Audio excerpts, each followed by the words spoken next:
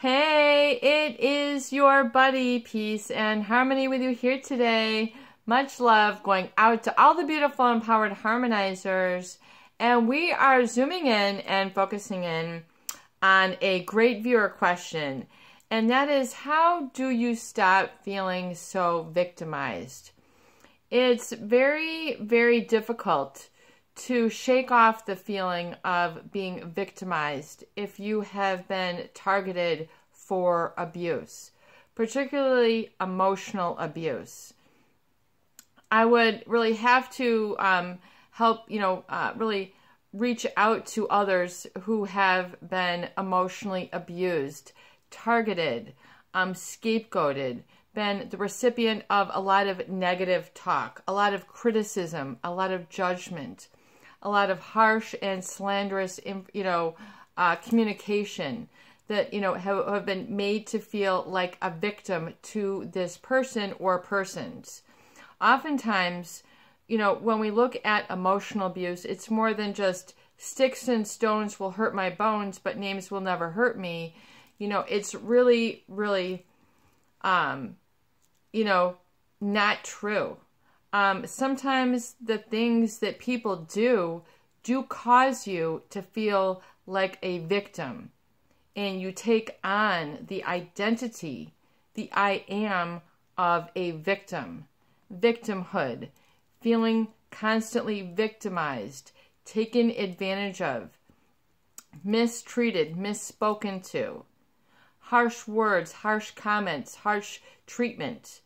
Can be very, very difficult to live and grow out of or away from. Feeling like a victim. Feeling like you have been the target of incessant, ongoing, relentless abuse. Always being the end of a negative statement. Constantly being triggered and manipulated and played by an emotional abuser, someone who has been emotionally negligent or emotionally neglectful, whether this is when you were a child, a teenager, a young adult, perhaps it's still going on and, you're retired and you're in your golden years and you're still feeling like a victim. You're still feeling victimized. You've got this sort of sad melancholy that just seems to follow you around, and you can't seem to shake it off. This is really, what someone who is really sort of taken on that feeling to, really the core, their core, is to feel victimized, is to feel like they are a victim, that they will never ever sort of, grow beyond or be able to live beyond or experience, life without this feeling. Or this I am, sort of part of their identity becomes sort of really infiltrated and saturated with this description. It is a descriptor, okay?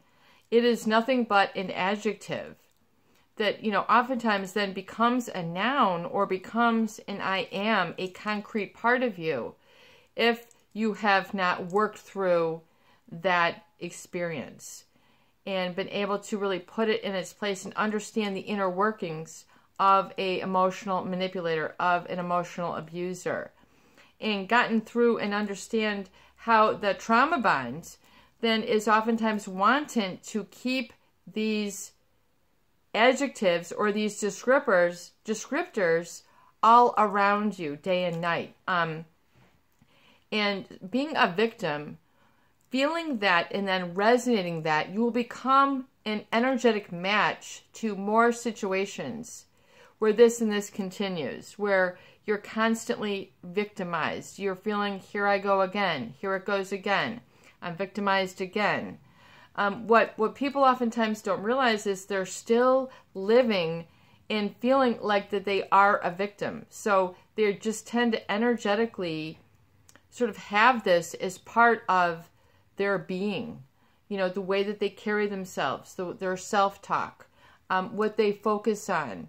See, look, I'm a victim. See, look, this happened at the grocery store. Here, look, it happened again. I'm a victim. I'm a victim. They're carrying on this sort of victim mentality. It becomes a victim attitude. Always, everything seems to point to the same thing. I'm a victim, and then, it can get really bad, where you really don't know how to get rid of this feeling or this descriptor, this adjective, this noun, which you feel is part of very much your wheelhouse. How can you become the victor? How can you become a winner? How can you feel that you're beyond it, above it? It's no longer part of you. The mindset of a victim needs to be understood energetically, and how it feels energetically within you. When you say, I'm a victim, I have been victimized, I've been abused, I've been neglected, I've been emotionally abandoned, I've been emotionally hurt, my feelings have hurt. Sticks and stones can break my bones, but names do hurt me. It's to have sort of an admittance, and then see where it was, and begin to see it as sort of not only sort of a big picture descriptor of you, but begin to understand that it can occur, or it did occur, in isolated situations, but because you had taken responsibility on to keep that going in your life, or you kept that going in your life, and it caused you to make certain decisions where then perhaps you were going through negative, orderly direction, thinking, feeling, and behaving, what I call not thinking, going in the wrong direction of your light, going in the wrong direction of love and self-love, which means feeling that you are in love with life and that you actually love yourself the way you love another. Oftentimes, that's the missing part. And it's very hard to know if you don't love yourself. That's kind of a strange, saying. And we might think of it, especially now as Valentine's Day is coming up.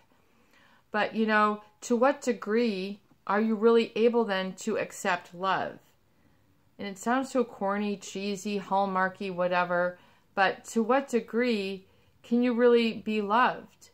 Is this creating a big splinter, a big rift in your heart where you're kind of carrying around the victim card? You're carrying around the victim mentality. You're carrying on victimhood. You're making it about how you relate to everything on the big picture, holistically.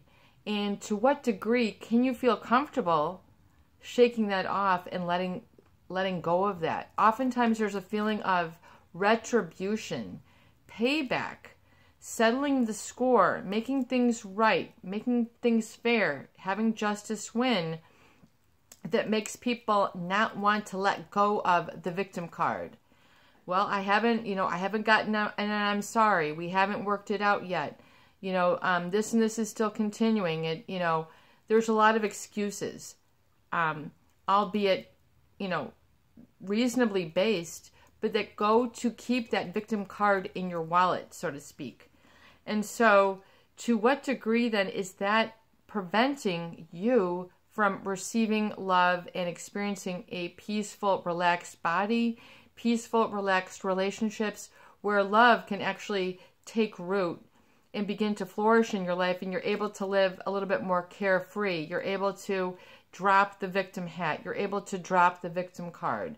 You're able to not want to need to settle the score, but you're okay moving on. You're okay being a victor. Who would you be proving wrong? Who would you be proving right?